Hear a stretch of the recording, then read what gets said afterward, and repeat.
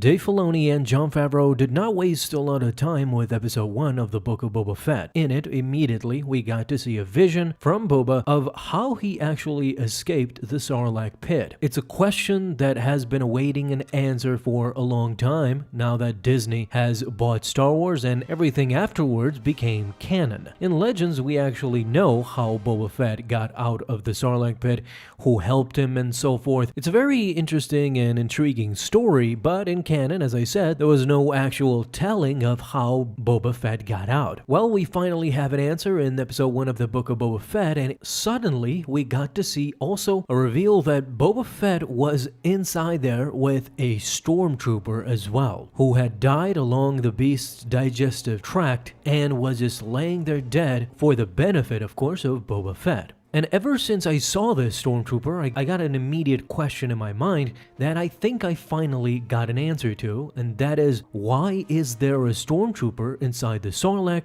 when in Return of the Jedi, when Boba falls, there is no Imperial presence or a Stormtrooper on site? To get an answer to this question, who actually is the Stormtrooper, we need to go a little bit back, because while the Stormtrooper's helmet respirator proved to be an invaluable asset to Boba to survive as he grabbed that respirator and breathed out of it, signaling that breathing inside the digestive tract of the Sarlacc is close to impossible. He then claws his way out to freedom with using his flamethrower, leaving the dead Stormtrooper behind and the question as well. So as I said, during a Return of the Jedi, the Empire wasn't anywhere to be seen when Jabba sent out Luke, Han, and Chewbacca to die from the Sarlacc. So this means that this Stormtrooper that we see in episode 1 of the Book of Boba Fett was most likely consumed before Return of the Jedi. To answer this question, we need to go back to A New Hope. In Star Wars Episode 4, A New Hope, the movie starts out with R2 getting the plans from Princess Leia, and together with 3PO escaping to Tatooine. Immediately upon finding this out, the Empire sends out a battalion of Stormtroopers scouring Tatooine for these two droids, not only on Mos Espa,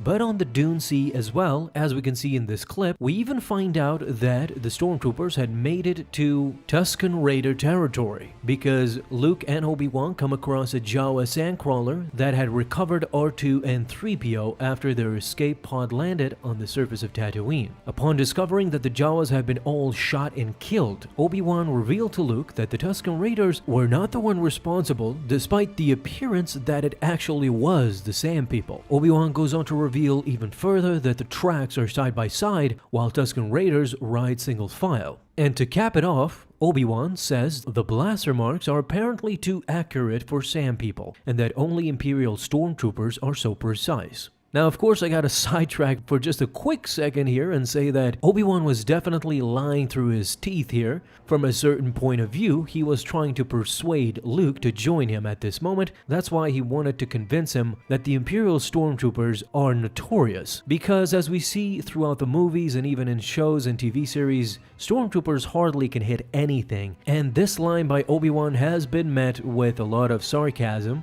as the years have gone on. To make matters worse, the Book of Boba Fett Episode 2 take this quote to a ridiculously new level with the train heist, showing that Obi-Wan was definitely lying, because when he suggested that the Sand People were less accurate than the Stormtroopers. As we see by the train scene, the Tusken Raiders are supremely accurate, at least much more than the Stormtroopers. But back to A New Hope. The only logical conclusion we can come to is that this Stormtrooper is actually one of the Stormtroopers that was searching for R2 and 3PO. There are some possibilities I'm gonna mention here. One of them is that once the Empire's presence increased on Tatooine as a result of these droids, Jabba must have seen an incident with the Stormtroopers, therefore motivating him to take one Stormtrooper captive and feeding him to the Sarlacc. This has a very low chance of being so, but I just thought I would mention it. Additionally, there's another possibility. In the Darth Vader 2015 comics, we see that Darth Vader visits Jabba the Hutt together with a contingent of Stormtroopers behind him.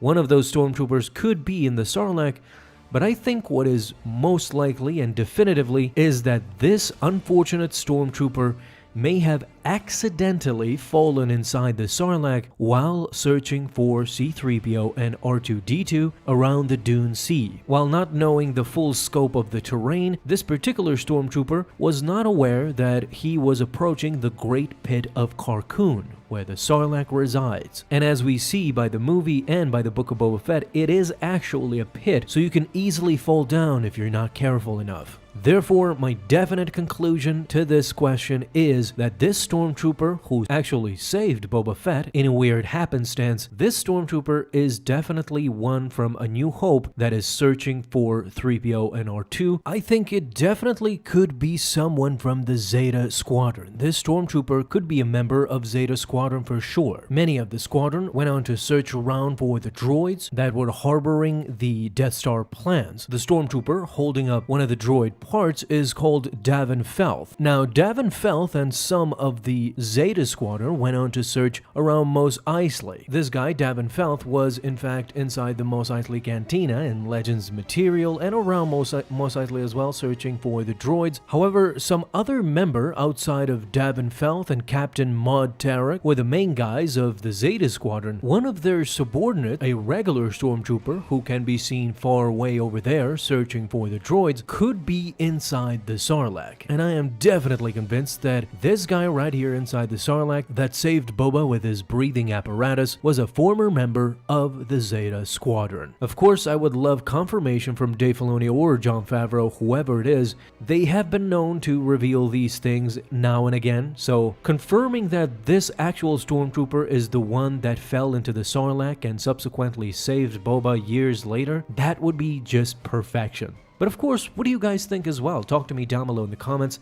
Thank you guys so much for watching this video, and if you enjoyed, leave a thumbs up down below, subscribe for dailies. Now you have an awesome day, Star Wars fans. I'll see you in the next video, and may the Force be with you. Until then.